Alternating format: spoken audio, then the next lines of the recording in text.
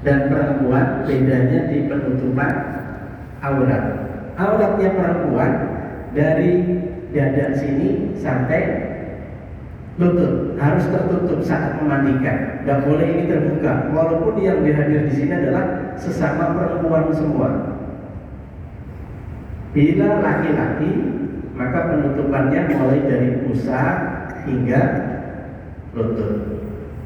Alhamdulillah kemarin kami di pesantren Kampung Maghfirah, saya bertugas memandikan jenazah. Jenazahnya dibawa ke sana. Ternyata di sana ada Syekh Riyad dari Madinah yang turut hadir memandikan, mengkafani. Beliau membimbing kami. Jadi apa yang kami lakukan, alhamdulillah sudah sesuai, gitu. Jadi sama seperti ini. Hanya saja saya sampaikan kepada beliau, ada kosong di Indonesia, mafi fil Madinah, ketawa dia. Ini khusus adanya di Indonesia, saya bilang begitu. Ini penutup, ya, ada masalah.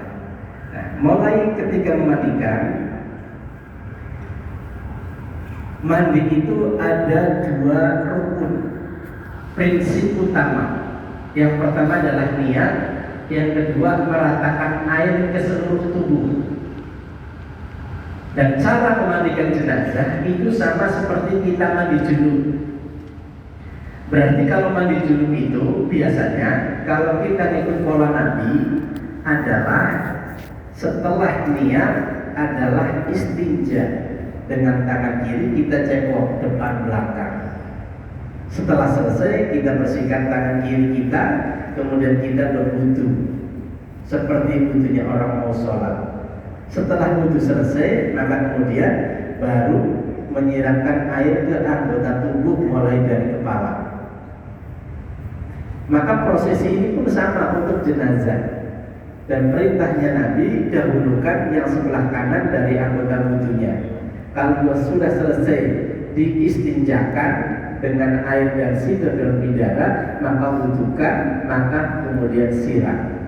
Dan perintahnya Nabi secara teknis, ketika putrinya wafat, Rasulullah menggaib Ummu Atiyah, mandikanlah ia 3 kali atau 5 kali atau seperlunya hingga bersih dengan air dan daun bidara. Dan jadikanlah siraman terakhirnya dengan air kapur barus atau sedikit kapur barus. Itu bedanya mandi junub dengan mandi biasa. Kita mulai awali dulu dengan niat. Niat itu amalan hati, Ustaz. Maka boleh dengan bahasa kita sehari-hari. Jadi saya nggak mau ribet ngajarin yang nanti pasti bakal lupa. Jadi saya ajarkan dengan bahasa Indonesia saja, ya gampang. Mari kita sama-sama. Bismillahirrahmanirrahim. Dalam hati ya, saya niat memandikan mayit ini fardu kifayah karena Allah Ta'ala. Itu niatnya. Jadi kalau pakai bahasa kan ribet, besok pasti lupa, apalagi setahun kemudian baru dipakai. Nah, setelah niat, prosesi yang pertama adalah ya, bila mana jenazahnya bau, itu biasanya orang Betawi ada air mentimun. Itu air mentimunnya di kesiniin, gitu. Nah ini karena nggak ada air mentimun, saya pakai ini, sehingga aroma jenazah berkurang, wanginya gitu lain. Kemudian persiapkan selang yang muncul seperti ini, sama ada ember-ember buat tampung air dan juga ada sabun. Silakan dimulai di sini. Awal pertama memandikan adalah mengistinjakan. Cara istinja itu sama seperti kita cebok. Kalau memang kebelet berarti ditekan perutnya. Ini standar nih. Tapi belum tentu yang namanya jenazah ditekan keluar. Berarti memang nggak ada. Maka tidak perlu dikorek-korek tubuhnya sampai berlubang, ditarik. Jangan. Karena memperlakukan orang mati itu sama seperti orang hidup. Berarti sama seperti kita cebok. Yang dibersihkan yang di luar saja. Tangan kanan pegang perut, tangan kiri masuk ke bagian sebelah kanan, ini cebokin. Air ngalir. Ya, kita tarik, kalau ada kuning di sini, nah panjenengan siram, tugasnya nyiram. Panjenengan tugasnya sabun. Kita cekokin lagi sampai benar-benar bersih. Termasuk bagian atas juga sama ini. Jadi bagian depan belakang dibersihkan. Itu namanya istinja. Oke, dibersihkan lagi. Selesai kemudian diwudukan. Sama seperti kita wudu, berarti mulai dari pergelangan tangan pakai baju. Nah, tapi tanpa ada niat. Ini bedanya dengan orang hidup. Kalau orang hidup niat untuk menghilangkan hadas kecil. Kalau ini enggak, cukup disiram-siram saja.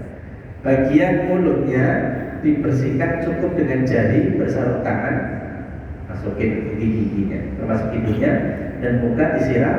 Wajibnya 1 kali, sunnahnya 3 kali. Terus tangan, terus ya, bagian kepala, rambut sampai telinga, terus kaki siram. Ya. Selesai dimandikan, selesai diwudukan, maka berikutnya adalah digebyur. Nah, itulah mandi. Sunnahnya adalah dari arah kepala sebelah kanan. Allahumma gfir lahu warhamhu wa'afihi wa'fu. Siram 3 kali, 5 kali, monggo sampai rata airnya. Kalau sudah rata, maka yang kerja berikutnya adalah sabun. Kita sabunin, termasuk kepalanya disampok, ya. Terus ini mukanya, ya, bersihin, terus sabun. Sama seperti kita mandi, ya. Setelah kena sabun, berikutnya adalah kena air. Boleh dengan selang langsung, ya. Tapi bagian kepala ini ditutup seperti itu, ya kan? Jadi sambil menghilangkan bekas sabun yang ada, terus ini semua. Kuku-kukunya ini kita bersihkan. Kuku yang panjang tidak perlu dipotong, karena sesuatu yang menempel punya dia, haknya dia. Kalau dipotong nanti harus dibalikin lagi, termasuk rambut yang panjang, tidak perlu. Ya. Anggap ini sudah selesai, bagian atas bersih, ya tadi sudah 3 kali atau 5 kali. Berikutnya dimiringkan, miringnya ke kanan, sini dulu, miring mas. Nah, ini tetap harus tertutup. Siram air, sabun, ya boleh dicekokin ulang, ya anggap bersih. Ya, ini percepatan. Ini lagi, oke, ya beres. Dah, tutup.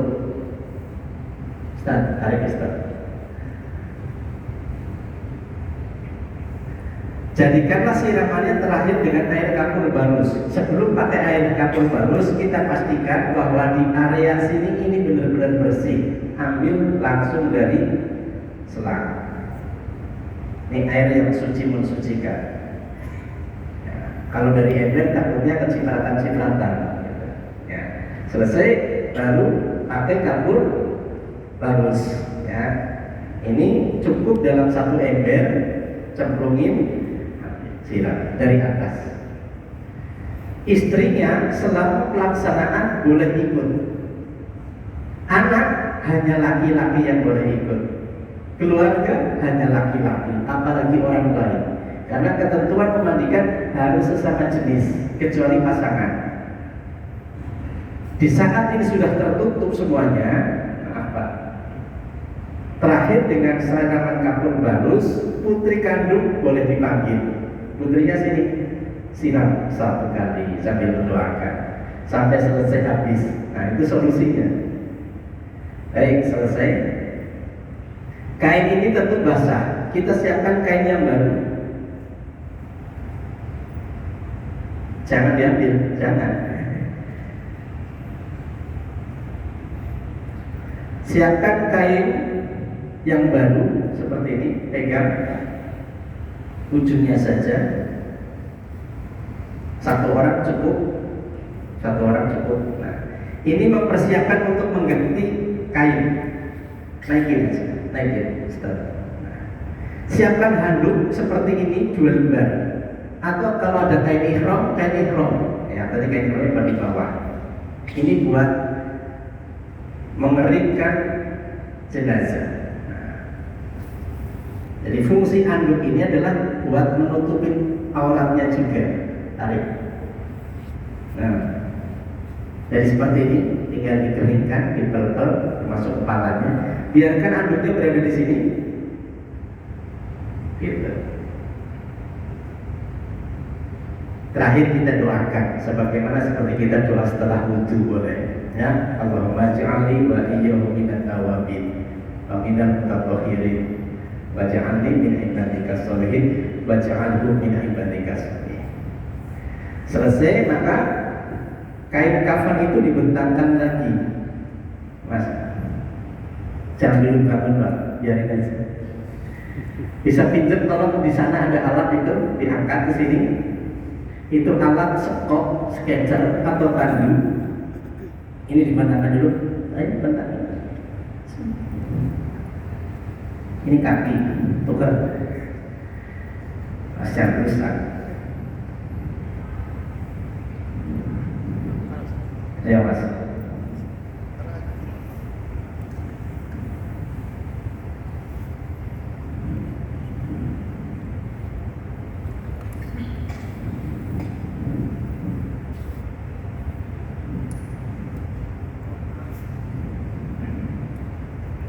Oke. Nah, sekarang jenazah kita gotong.